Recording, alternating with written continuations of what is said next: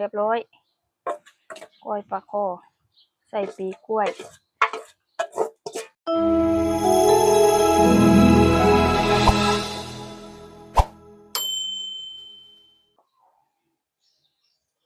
สบายดีพี่น้องอยู่กับช่องที่เทพกับสลากินปลาต่อเนื่องนะเฮาเนาะหาปลาก็ต้องกินปลาเนาะพี่น้องนี่เอามาเฮ็ด2ตัวเนาะตัวน้อยกับตัวใหญ่ยังอีก3ตัวค้างไว้อันต่อไปจักสิเป็นเมนูใดเนาะอันมื้อนี้สักเทื่อเอ็ดก้อยนะก้อยปลาคอเนาะบ่ดิบเด้สุกแต่เฮาสิเอ็ดอัน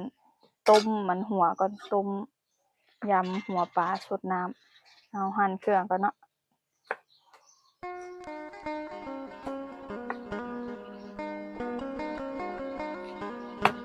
พัดค่ะคือแก่ค่ะ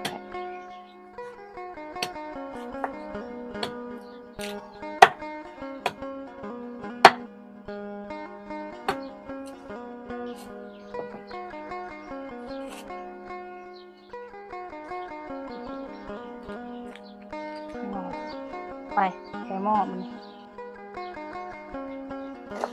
นไป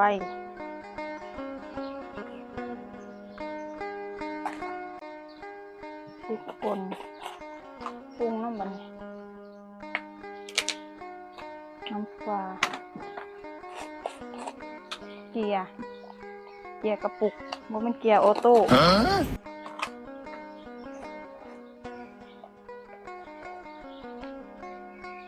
โรตี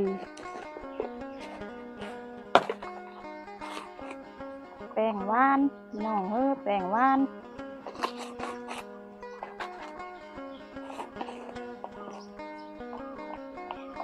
น้ำตาลนิดหน่อย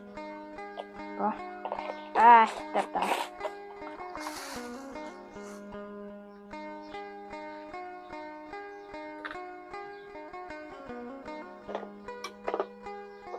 สีสันใส่หัวปลาเนาะต้มไส้กับหัวเนื้อก็จะเอามาก้อย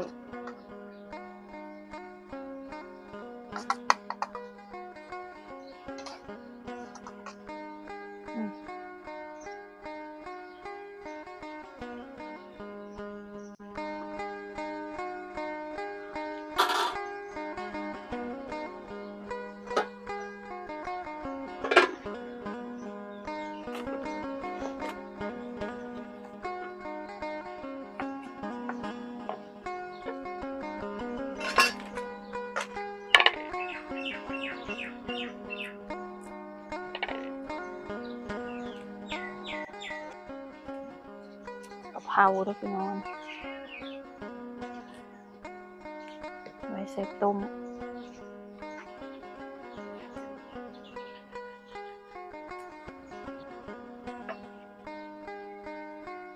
จะมาซอยเนื้อปลาซ้ำนี่แหละตัวผู้ใหญ่ไปได้น้ำปลาคอ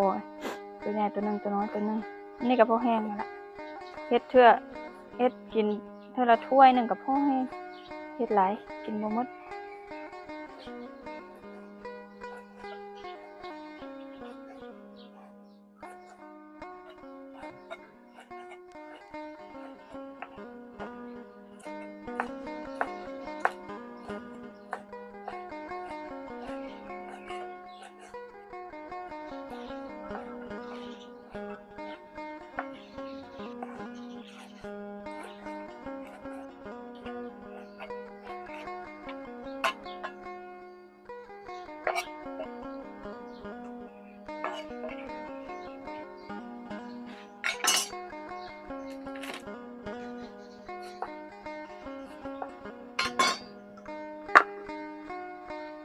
น้ำมะนาวแล้วกันจะบีบน้ำมะนาวก็เนาะก็ไปลวก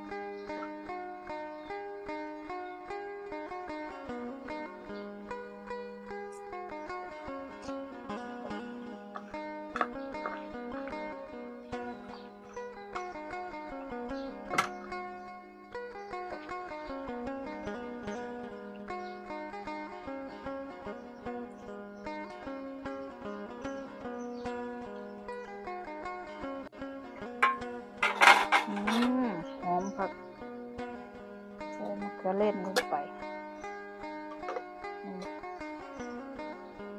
ต้มต่อสักครู่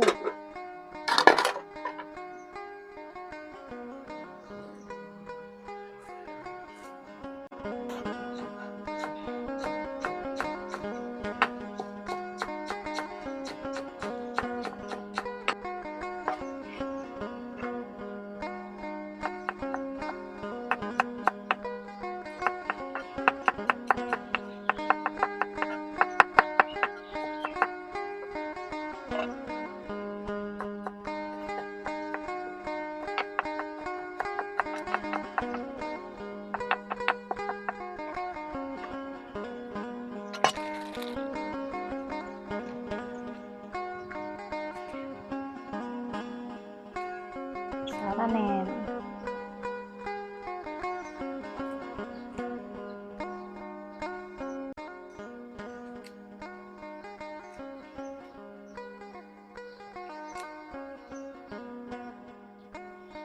ต้มเนาะบีบมะนาวหวดลงไป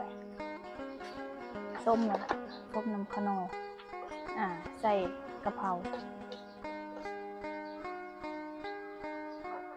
ทั้งกล้อยทั้งต้มเรียบร้อยอร่อยแซ่บนัวเขาก็จะมาลวกปลาต่อนะมัน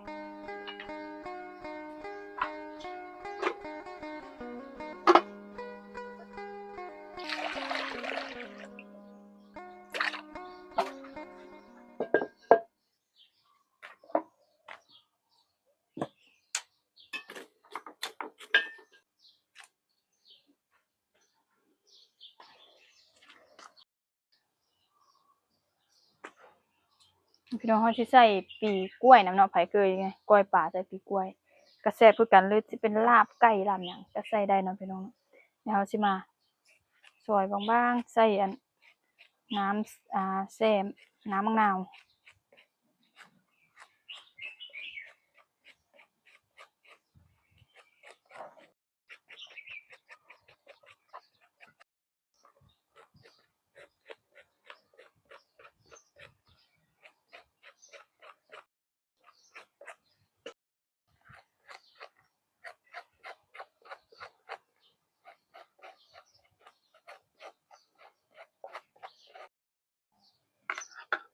พี่น้องลวก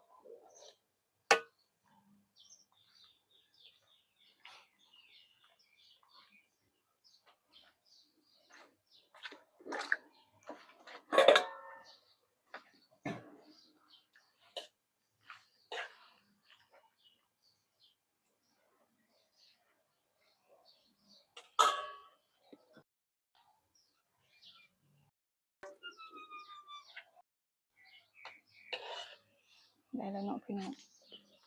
ขึ้นหน่อยแท้แล้วเด็กก็จะกินเรือ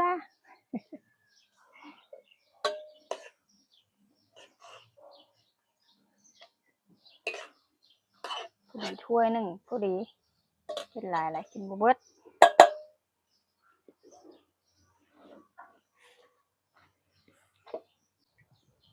อันนี้ปีกล้วยใส่ลงไป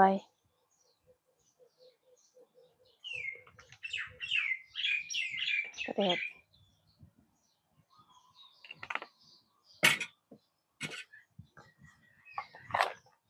ข้าวคั่ว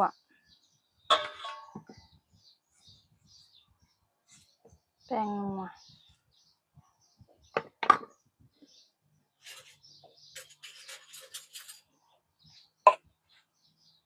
เผ็ดมันก็จะมาใส่อันมะนาวน้ำผักบัดนี้หอมหัวแดงหอมรวมสาระแหน่เผ็ดซอย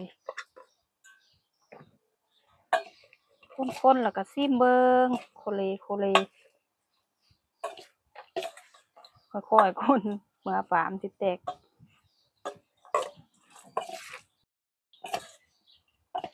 ปลาหอมค่ะพี่น้องเอ้ยปีกกล้วยยังบ่หลายใส่เบิดโลดแซ่บแซ่บใครบ่เคยลองเด้อใส่ปีกกล้วยนะลาบไก่ลาบ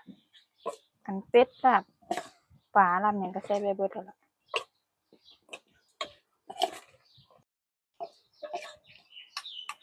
ชิมก่อนพี่น้องเอ้ย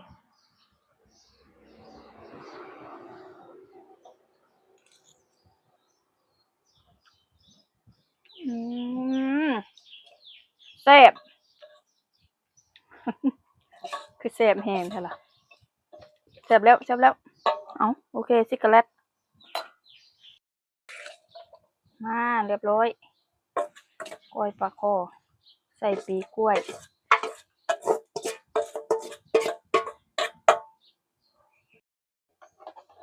น้องนี่ไปต้มหัว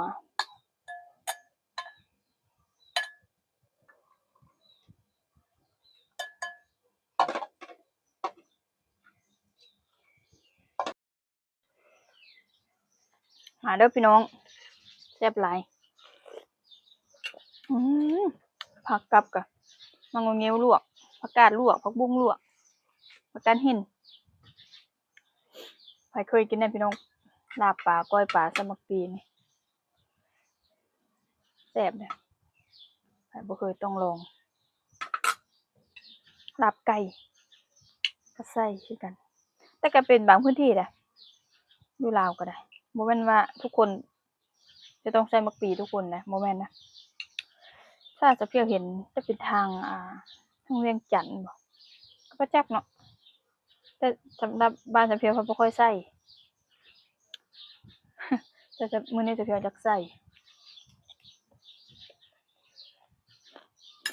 อืมอือก็ลูกโดดจ้ะกันเห็น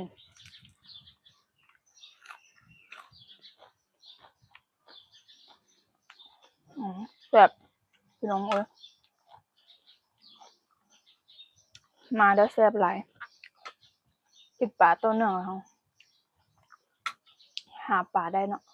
คนหมานเนาะเฮ็ดช่วยไม่ได้นะคนมันหมาน มีคนบอกว่าอยากได้ตัวใหญ่ให้ใส่เหยื่อปูปูน่ะแถวนี้น่ะแต่เพียเคยใส่แล้วเหยื่อปูน่ะบ่ได้ปลาบ่กินมันแล้วแต่บางพื้นที่แล้วก็ช่วงต้นฤดูกาลนี่ปลามันบ่ค่อยใหญ่ดอกมีแต่ส่ำนี้ล่ะประมาณนี้ล่ะมันยังพันได้ใหญ่เนาะต้องรอไปอีกจักหน่อยคราวใหญ่จักหน่อยต้นฤดูกาลบ่ค่อยมีปลาใหญ่ดอกพี่น้องเอ้ยปลาชุดใหม่ชุดเก่ามันก็อืมคือคนจับกินไปหลายอันนี้ปลาชุดใหม่มันบ่ค่อยมีตัวใหญ่ดอก แล้วก็เนี่ยปูก็เคยใส่อยู่บ่แม่นว่าบ่เคยใส่ปลาบ่กินอืมปลาอยู่นี่บ่กินปูมาพี่น้องกินนำกันทุกผู้ทุกคนสำหรับมื้อนี้ขอตัวลาไปก่อนพบกันใหม่คลิปหน้าสบายดี